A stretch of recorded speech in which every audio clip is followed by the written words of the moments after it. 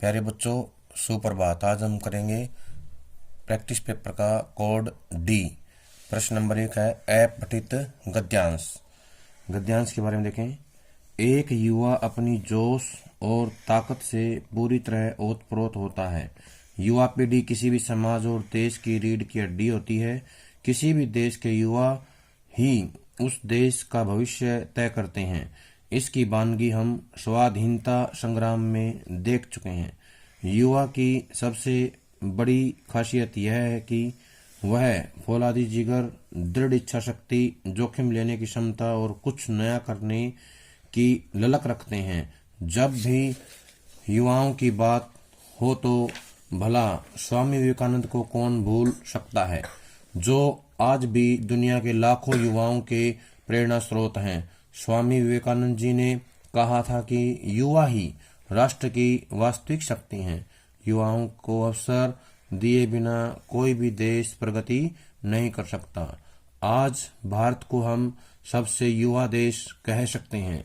वह इसलिए नहीं कि देश अभी अभी आजाद हुआ है, बल्कि इसलिए क्योंकि इस समय भारत में युवा वर्ग की जनसंख्या पूरे विश्व के देशों से अधिक है। युवा की विशेषता यही है कि उसके काम में तेजी, फुर्ती और एक नया जोश है। उसमें ऊर्जा की भरमार है। पर हाँ, यह नहीं कि युवाओं से बड़े, जिन्हें हम बुजुर्ग कह सकते हैं, उनकी जरूरत नहीं है। ऐसा कहना उचित नहीं है। बुजुर्ग भी देश के विकास के लिए उतने ही जरूरी हैं जितने युवा। इन दोनों के तालमेल से बड़े कार्य को जल्द से जल्द और एक बेहतर तरीके से कर सकते हैं। बड़े बुजुर्ग अपने अनुभव और युवा अपनी ऊर्जा का उपयोग कर देश को नई उपलब्धि दिला सकते हैं। पर देश का दुर्भाग्य ही समझो कि युवा और बुजुर्गों के तालमेल में कमी आ रही है। हमारी संस्कृति जिसमें इन युवाओं को अपने बुजुर्गों से सीखना चाहिए, वे उनसे दूर होते जा रहे हैं। आज का आधुनिकीकरण दोनों वर्गों में जैसे दीवार बन गया हो। अब वक्त आ गया है कि युवा सक्रिय राजनीति में प्रवेश करें, क्योंकि हमारी राजनीति बूढ़ी हो गई है और यह हमारे देश की अपेक्षा को पूरा नहीं कर सकती। भ्रष्टाचार को लगाम लगाने के लिए युवाओं को अब तैयार होना होगा। युवाओं को एक जिम्मेदार नागरिक बनना होगा। पढ़े लिखे ज्यादातर युवा राजनीति से दूरी बनाए रखते हैं, लेकिन कमल तोड़ना है तो कीचड़ में उतरना ही होगा। ठीक उसी प्रकार राजनीति में आए बिना राजनीति को शुद्ध करना संभव नहीं है। अतः मैं चाहता हूं कि युवा राजनीति में प्रवेश करें, तभी देश के संसाधनों का सही इस्तेमाल होगा और तब जाकर कहीं शोषित वंचित वर्ग को उनका हक मिल सकता है। तो ये था गद्यांश। इसके प्रश्न नंबर 1, युवा पीढ़ी को किसी भी देश की रीढ़ की हड्डी क्यों कहा गया है? ऑप्शन है क, उसे दृढ़ता प्रदान करने की शक्ति के कारण, ख, उसका भविष्य निर्माता होने के कारण, ग, उसकी स्वतंत्रता की रक्षा करने के कारण, घ, जोश और ताकत से ओतप्रोत होने के कारण। तो इसका सही उत्तर आएगा ख, उसका भविष्य निर्माता होने के कारण। अगला प्रश्न है, देश के विकास के लिए युवाओं और बुजुर्गों के बीच तालमेल क्यों जरूरी है? क, युवाओं को जोश और बुजुर्गों का संयम देश को नई उपलब्धि दिलवा सकता है। ख, युवाओं की ऊर्जा और बुजुर्गों का अनुभव देश को नई उपलब्धि दिलवा सकता है। युवाओं की गति और बुजुर्गों का प्रबंधन देश को नई उपलब्धि दिलवा सकता है। घ, युवाओं की फुर्ती और बुजुर्गों का धैर्य देश को नई उपलब्धि दिलवा सकता है। तो इसका उत्तर आएगा ख, युवाओं की ऊर्जा और बुजुर्गों का अनुभव देश को नई उपलब्धि दिलवा सकता है। प्रश्न नंबर 3 है, युवाओं और बुजुर्गों के बीच बढ़ती खाई का कारण है? क तकनीकी विकास, ख व्यस्त जीवन शैली, ग पाश्चात्य संस्कृति, घ आधुनिकीकरण। तो इसका उत्तर आएगा घ आधुनिकीकरण। अगला प्रश्न है, एक स्वस्थ समाज की संरचना के लिए आवश्यक है अन्याय के खिलाफ आवाज उठाना, ख ईमानदारी से अपनी जिम्मेदारी पूरी करना, ग युवाओं और बुजुर्गों की सहभागिता, घ आधुनिक तकनीक का प्रयोग। तो इसका उत्तर आएगा ख ईमानदारी से अपनी जिम्मेदारी पूरी करना। अगला प्रश्न है, कमल तोड़ना है तो कीचड़ में उतरना ही होगा का आशय है। गंदगी को दूर करना है तो गंदगी में जाना ही पड़ेगा। ख कमल को पाना है तो कीचड़ में पांव रखना ही होगा। ग कुछ अच्छा पाने के लिए गंदगी में पैर रखना ही पड़ता है। घ देश में बदलाव लाने के लिए राजनीति का हिस्सा बनना पड़ता है। तो इसका उत्तर आएगा घ इसका राइट आंसर है। देश में बदलाव लाने के लिए राजनीति का हिस्सा बनना पड़ता है। अगला प्रश्न है, प्रश्न नंबर 2, पद्यांश को पढ़कर उत्तर दीजिए। ऐसा है आवेश देश में जिसका पार नहीं, देखा माता का ऐसा रक्तिम श्रृंगार नहीं। कंठ कंठ में गान उमड़ते माँ के वंदन के, कंठ कंठ में गान उमड़ते माँ के अर्चन के। शीश शीश में भाव उमड़ते माँ के अर्पण के, प्राण प्राण में भाव उमड़ते माँ के शोणित तर्पण के। जीवन की धारा में देखी ऐसी धार नहीं, सत्य हिंसा का व्रत अपना कोई पाप नहीं। विश्व मैत्री का व्रत भी कोई अभिशाप नहीं, यही सत्य है सदा असत्य की टिकती चाप नहीं। सावधान हिंसक प्रतिहिंसा की कोई माप नहीं, कोई भी प्रस्ताव पराजय का स्वीकार नहीं। ऐसा है आवेश देश में जिसका पार नहीं। प्रश्न है, उपयुक्त पद्यांश में किसके आवेश का उल्लेख किया गया है। क माता के, ख देश के, ग शत्रु के, घ पिता के। तो इसका आएगा उत्तर ख देश के आवेश का उल्लेख है। कवि के अनुसार निम्न में से क्या असत्य है। क स्थायी, ख वर्त, ग अभिशाप, घ अस्थायी। तो इसका आएगा क उत्तर है, इसका उत्तर है क स्थायी। पद्यांश में निम्न में से रक्तिम का अर्थ डैश है। क वीर सपूतों का रक्त बलिदान करना, ख शत्रु का खून बहाना, ग रक्त बहाना, घ उपरोक्त में से कोई नहीं। तो इसका उत्तर आएगा क वीर सपूतों का रक्त बलिदान करना। कवि के अनुसार उपरोक्त पद्यांश में क्या पाप नहीं है। युद्ध में छल कपट, ख हिंसक बनना, घ सत्य व अहिंसा का व्रत, घ सत्य और अहिंसा का व्रत। तो इसका उत्तर आएगा घ सत्य और अहिंसा का व्रत। उपयुक्त पद्यांश में माता किसकी प्रतीक है। क देवी की, ख सत्य और अहिंसा की, ग राष्ट्र की, घ विश्व मैत्री की। तो इसका उत्तर आएगा ग राष्ट्र की जो है प्रतीक है, यानी कि देश की प्रतीक है। अगला काव्यांश है, सुख दुख मुस्काना नीरज से रहना, वीरों की माता हूँ वीरों की बहना। मैं वीर नारी हूँ साहस की बेटी, मातृभूमि रक्षा को वीर सजा देती। आकुल अंतर की पीर राष्ट्र हेतु सहना, वीरों की माता हूँ वीरों की बहना। मातृभूमि जन्मभूमि राष्ट्रभूमि मेरी, कोटि कोटि वीर पूत दवार दवार देरी।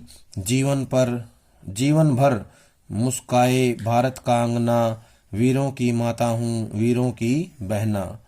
प्रश्न है, मानव को सुख दुख में मुस्कुराते हुए डैश से रहना चाहिए। क है धीरज, ख वीर, ग शीर, घ नीर। तो इसका उत्तर आएगा क धीरज। आकुल अंतर की पीड़ा किसके लिए सहनी चाहिए। क समाज के लिए, ख जाति के लिए, ग राष्ट्र के लिए, घ धर्म के लिए। तो इसका उत्तर आएगा ग राष्ट्र के लिए जो है। कोटि कोटि वीर सपूत दवार दवार देरी, पंक्ति के कोटि कोटि में डैश अलंकार है। क उपमा, ख अनुप्रास, ग यमक, घ पुनोक्ति प्रकाश। तो इसका उत्तर आएगा घ पुनोक्ति प्रकाश। माता का पर्यायवाची शब्द डैश है। क महतारी, ख जनयित्री, ग क और ख दोनों, घ उपरोक्त में से कोई नहीं। तो इसका उत्तर आएगा ग क और ख दोनों। कथन ए और आर को पढ़कर उचित विकल्प चुनिए। कथन ए, भारत कांगना जीवन भर मुस्कुराए। कारण आर, मातृभूमि रक्षा को मैं वीर नारी हूँ और सास की बेटी। कै में है कथन ए सही है किंतु कारण आर गलत है। ख, कथन ए और कारण आर दोनों गलत हैं। ग, कथन ए सही है किंतु कारण आर उसकी सही व्याख्या नहीं है। घ, कथन ए सही है और कारण आर भी सही है, तो इसका उत्तर आएगा घ। कथन ए सही है और कारण आर भी सही है। काव्य के आधार पर प्रश्नों के उत्तर। पतंग कविता में तितलियों की इतनी नाजुक दुनिया से कवि का आशय है। क, आकाश में तितलियों का उड़ना। ख, रंगीन पतंगों का कोमलमय संसार। ग, तितलियों का शरीर बहुत कोमल। घ, तितलियों के उड़ने से आकाश का कोमल बन जाना, तो इसका उत्तर आएगा ख, रंगीन पतंगों का कोमलमय संसार, ये इसका उत्तर है। अगला है, कैमरे में बंद अपाहिज कविता में कैमरा एक साथ डैश दिखाना चाहता है। क, सामान्य व्यक्ति की दुर्दशा। ख, केवल दर्शकों को रोते हुए। ग, केवल अपाहिज को रोते हुए। घ, दर्शक और अपाहिज दोनों को रोते हुए, तो इसका उत्तर आएगा घ, दर्शक और अपाहिज दोनों को रोते हुए। जगदम्बा हरियाणी अवसर चाहत कल्याण, ये कथन किसने किसको कहा है। क, विभीषण ने रावण को। ख, राम ने कुंभकर्ण को। घ, कुंभकर्ण ने रावण को। घ, रावण ने कुंभकर्ण को, इसका उत्तर आएगा घ, कुंभकर्ण ने रावण को। छोटा मेरा खेत कविता में कल्पना को रसायन क्यों कहा गया है। क, सृजन को सुंदर बनाने में सहायक। ख, सृजन को सरल बनाने में सहायक। ग, सृजन के विकास में सहायक तत्व। घ, सृजन का मूल तत्व, तो इसका उत्तर आएगा ग, सृजन के विकास में सहायक तत्व। उषा नामक कविता के आधार पर कॉलम ए और ब को मिलाइए। राख से लिपा हुआ चौका निर्मलता। काली सील जरा से लाल केसर से कि जैसे धुल गई हो उज्ज्वलता। नील जल में किसी की गौर झिलमिल देह जैसे हिल रही हो, ये आएगा पवित्रता। तो इसमें ऑप्शन दिए हुए हैं। क में पहले का दूसरा, दूसरे का तीसरा, तीसरे का पहला। ख में पहले का दूसरा, दूसरे का पहला, तीसरे का तीसरा। ग में पहले का पहला, दूसरे का दूसरा, तीसरे का तीसरा। घ में पहले का तीसरा, दूसरे का पहला, तीसरे का दूसरा, तो इसका उत्तर आएगा घ, पहले का तीसरा, दूसरे का पहला और तीसरे का दूसरा। आगे हम करेंगे गद्यांश से क्वेश्चन। महादेवी वर्मा अपने परिवार में प्रख्यात थी, निम्नलिखित में से कौन सा कथन सही है। क, महादेवी वर्मा अपने परिवार में पाक कला के लिए प्रख्यात थी। ख, महादेवी वर्मा अपने परिवार में संगीत कला के लिए प्रख्यात थी। ग, महादेवी वर्मा अपने परिवार में दया भावना के लिए प्रख्यात थी। घ, महादेवी वर्मा अपने परिवार में पशु पक्षी पालन के लिए प्रख्यात थी, तो इसका उत्तर आएगा घ, महादेवी वर्मा अपने परिवार में पशु पक्षी पालन के लिए प्रख्यात थी। अगला प्रश्न है, जन्माष्टमी के अवसर पर बचपन में लेखक डैश झांकी सजाकर पंजीरी बांटता था। क, 4 दिनों तक। ख, 6 दिनों तक। ग, 8 दिनों तक। घ, 10 दिनों तक, तो इसका उत्तर आएगा 8 दिनों तक जो है बांटता था। शिरीष के फूल को किस साहित्य में कोमल माना गया है। क, हिंदी साहित्य में। ख, संस्कृत साहित्य में। ग, अंग्रेजी साहित्य में। घ, उर्दू साहित्य में, तो इसका उत्तर आएगा ख, संस्कृत साहित्य में। लुट्टन सिंह पहलवान के संदर्भ में कौन सा कथन सत्य है। क, लुट्टन सिंह पहलवान 9 वर्ष की उम्र में अनाथ हो गया था। ख, लुट्टन सिंह पहलवान के 2 पुत्र थे। ग, लुट्टन सिंह पहलवान दंगल देखने श्यामनगर गया। घ, लुट्टन सिंह पहलवान शेर के बच्चे के नाम से प्रसिद्ध था, तो इसका उत्तर आएगा घ, लुट्टन सिंह पहलवान शेर के बच्चे के नाम से प्रसिद्ध था, ये जो है असत्य है। अगला प्रश्न है, बाजार दर्शन पाठ के आधार पे कॉलम ए और ब का मिलान कीजिए। बाजार के आकर्षण में फंसना स्वाभाविक है, मन में नकार हो। बाजार से फिजूल सामान खरीद कर नहीं लाते, मन खाली हो। बाजार चाहकर भी आकर्षण में फंसा नहीं सकता, मन खाली न हो। तो इसका मिलान जो है कैसे होगा, देखें। क में दिया हुआ है पहले का तीसरा, दूसरे का दूसरा, तीसरे का पहला। ख में है पहले का पहला, दूसरे का तीसरा और तीसरे का दूसरा। ग में है पहले का दूसरा, दूसरे का तीसरा और तीसरे का पहला। ग में पहले का तीसरा, दूसरे का पहला और तीसरे का दूसरा, तो इसका उत्तर आएगा ग। ग इसका उत्तर है। इसमें पहले का दिया हुआ है दूसरा, दूसरे का तीसरा और तीसरे का पहला। वितान के आधार पर प्रश्न है। यशोधर बाबू अपने बटुए में डैश रुपए हमेशा रखते थे। क में 75 से 100 रुपए, ख में 100 से 150 रुपए, ग में 125 से 150 रुपए, घ में 150 से 200 रुपए, तो इसका उत्तर आएगा ख 100 से 150 रुपए। यशोधर बाबू के संबंध में कौन सा कथन सही नहीं है? क वे डेमोक्रेट बाबू नहीं हैं, ख वे समय के पाबंद थे, ग वे किसंदा को अपना आदर्श मानते थे, घ वे कर्तव्य परायण थे, तो इसका उत्तर आएगा क वे डेमोक्रेट बाबू नहीं थे। मुझे मालूम है बारिस्टर नहीं होने वाला है तू, ये से कथन किसके बारे में है? क लेखक के पिता के बारे में, ख लेखक के दोस्त के बारे में, ग लेखक के बारे में, घ दत्ताजी राव के बारे में, तो इसका आएगा ग लेखक के बारे में। ये बात जो है लेखक के बारे में उसके पिता ने कही थी।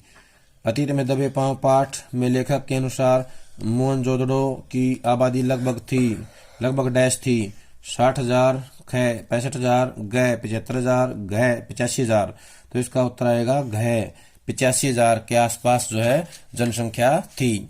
अतीत में दबे पांव पाठ के कथन ए और आर को पढ़कर उचित विकल्प चुनिए या बताइए। कथन ए, मोहनजोदड़ो छोटे मोटे टीलों पर आबाद था। कारनार, ये टीले कच्ची व पक्की ईंटों से बने थे या बने हैं। क कथन ए सही है किंतु कारनार गलत है। ख कथन ए और कारनार दोनों गलत हैं। ग कथन ए सही है और कारनार उसकी सही व्याख्या नहीं है। घ कथन ए सही है किंतु कारनार उसकी सही व्याख्या है, तो इसका उत्तर आएगा घ कथन ए सही है किंतु कारनार उसकी सही व्याख्या है। अभिव्यक्ति माध्यम के आधार पे विशेष लेखन के बारे में, विशेष लेखन के लिए सबसे जरूरी बात क्या है, यानी जो विशेष लेखन है उसके लिए आवश्यक क्या है?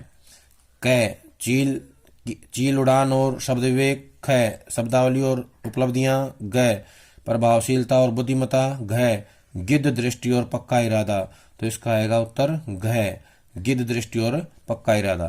दूसरा है संदेश के आदान प्रदान में लगने वाले समय तथा दूरी को कम करने के लिए मनुष्य ने किसकी खोज की है?